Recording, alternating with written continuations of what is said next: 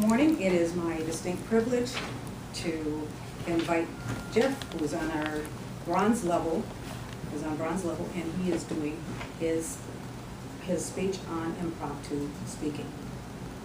The objective of the impromptu speaking is to develop an awareness of situations in which you might be called upon to deliver an impromptu speech. Jeff's other objectives are to understand how to prepare for impromptu speaking. The third objective is to use one or more patterns to approach a topic under discussion. For example, compelling a past, present, and future situation or before. So each of us uses impromptu speaking when people ask us a question and we're not prepared for it. Today we have our master, Jeff Chilson, and he's going to do an impromptu speech, and his speech topic is going to be genealogy.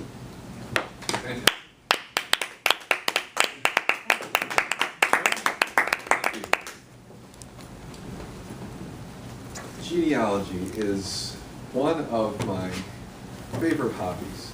I think most of all because it's about stories.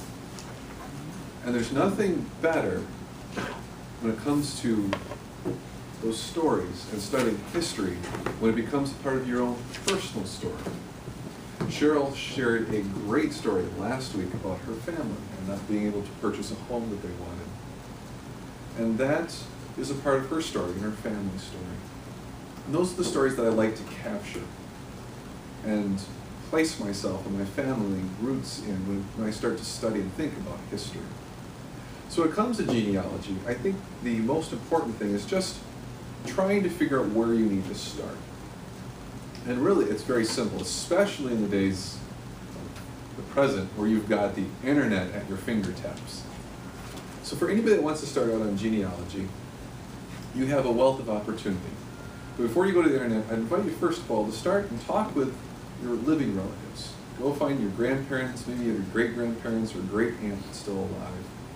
Talk to them a little bit and just get the names, places, birth dates. Maybe, like in my case, I actually happened to inherit, almost accidentally, my great-grandfather's family Bible that had all of his children's names listed with their birth dates. I thought it was my grandfather's Bible until I opened it up and started to look through it and realized, oh Lord, this is my great-grandfather's Bible. Somebody probably has a little bit of oral history or some written history that will be helpful as you move along back in time. So talk with them first. Find out some family stories. When I first started to look at my family story, one of the things that I learned was from my mom when she shared the story of my great-grandfather, her grandfather, and how he used to deliver coal in our hometown of Plow, Michigan. But he went out and he purchased, for his coal deliveries, the horses that were used to pull the fire engine at the time. This is early 1900s, no motor cars at the time. Well, the horses were so well trained that any time they heard the fire whistle go, they immediately ran to the fire station so they could get hooked up to the fire engine. Well, of course, at this they eventually did convert over to having a real fire engine, motorized, and the horses, though, were still trained to just run to the fire station. So he might be out on his coal delivery, and it happened one day when all of a sudden the fire whistle blew. My great-grandfather's got a load of coal in his wagon behind him, and the coal's just spilling out all behind him as they run to the station. So those are the great stories that you'll hear about.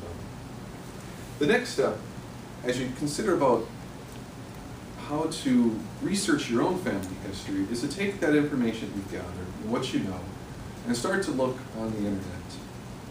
See what you can glean. Or another place that you can search a little bit better is going to be the local library or even a larger library that you'll be able to find. They have subscriptions to other genealogy sites that have a wealth of information. Back when I was doing research, I'd have to go through spools and spools of microfilm to look through census data, trying to find that information.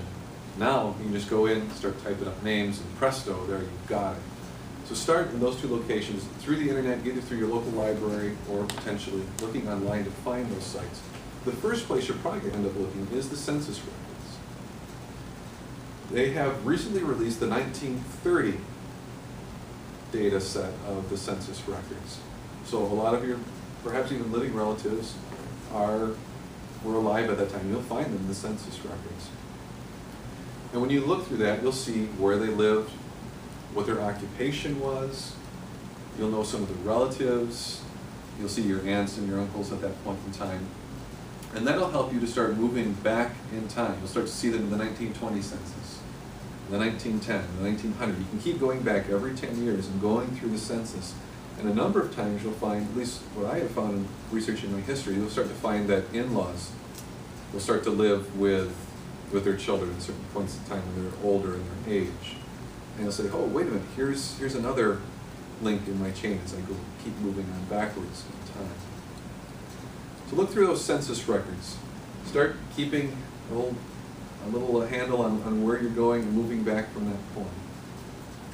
The next part you're going to want to take a look at is when you reach parts where you're a little stuck, is trying to locate the place where your relatives were living and get their birth certificates. That's of course going to give you their birth date, their information, but it's also going to list their parents. Might have a mother's maiden name or something of that nature. It's going to help you continue to research those lineages as you continue on backwards. And for that, you're going to need to actually write the county clerk, send them a certain amount of money. Typically it's like $5 or $10 to receive a birth certificate, death certificate, marriage certificate.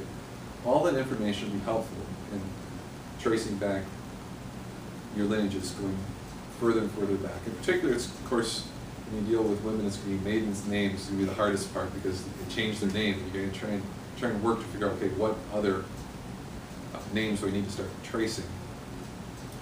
So that's the next piece, is we'll be writing the county clerk.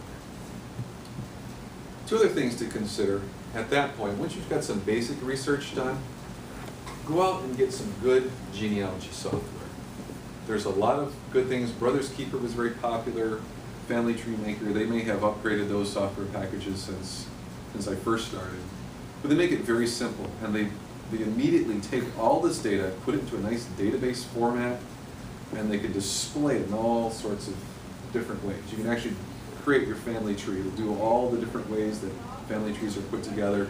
They'll actually do it in research format. There's specific ways that genealogy societies say you have to document your data. It just automatically all does it for you with certain numbers and reference numbers. Get yourself a good piece of genealogy software. And one other piece, it's a little bit more specific to your families that I really like, just because here in Jackson we have the Civil War muster. Research your grandfathers and your great uncles about what they were doing during the Civil War. You will be able to find a lot of military records, especially with the popularity of the Civil War as it is at present, in knowing what your family was doing during that very pivotal part of our country's history. And certainly as you have kids, and they'll be studying these points in time, you can say, this is what our family was doing. And you can bring it back to that point where you say, this is our family story. As a matter of fact, right now, in the Jackson Library over at the Meyer branch, I have a book that's waiting for me today. It's called They've Seen Hard Service, I think is what it's called. But it's a story of the Michigan sharpshooters. I've been waiting to get my hands on a copy of that book because my great-great-granduncle, Donald Fuller, was a member of that regiment. And I'd like to know what his story is, because Michigan was the only state to actually send a sharpshooter regiment into the Civil War. There was 2 U.S. groups, just one from Michigan. So I'd like to know a little bit more about my family history and his history. That's how we get started in genealogy. Most of all, it's about making it your family story, finding your place in history. Mr. Toast.